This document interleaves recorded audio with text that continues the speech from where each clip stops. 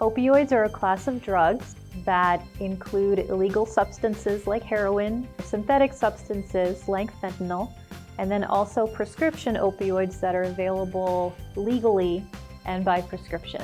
Opioids help to kind of dampen the pain response and influence the pain receptors in our body.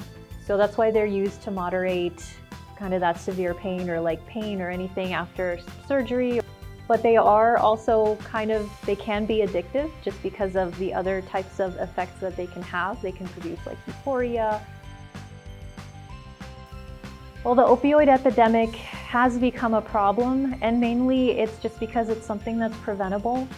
It's something that is widespread, so it's not only in Utah County, it's not only in Utah, but it's all over the country. And when you kind of consider what is happening, it's not really only the statistics. You're not looking at just the numbers. The story is so much more than that. And you realize that there's so much more of a interconnection between what people are experiencing, what they have experienced, why they're in the situation they're in, and then all of the resources that are available to help them. So there are several warning signs.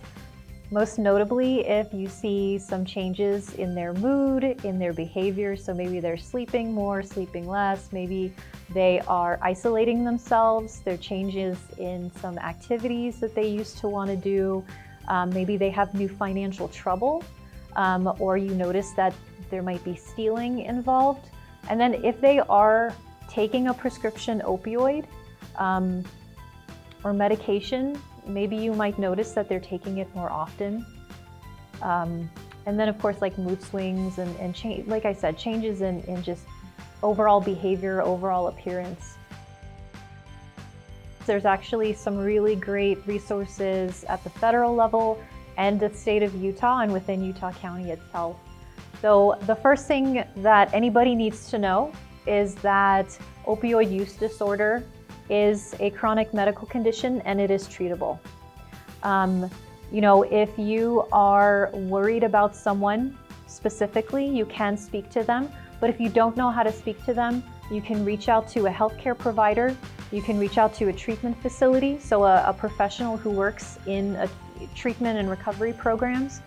You can also reach out to, you can call the 24/7, 365-day-a-year SAMHSA hotline, and that's the Substance Abuse and Mental Health Services Administration.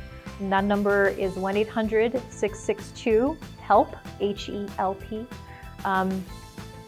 And you know, if you're going to speak to someone directly, just you know, focus on the situation, focus on them, on wanting them to get help.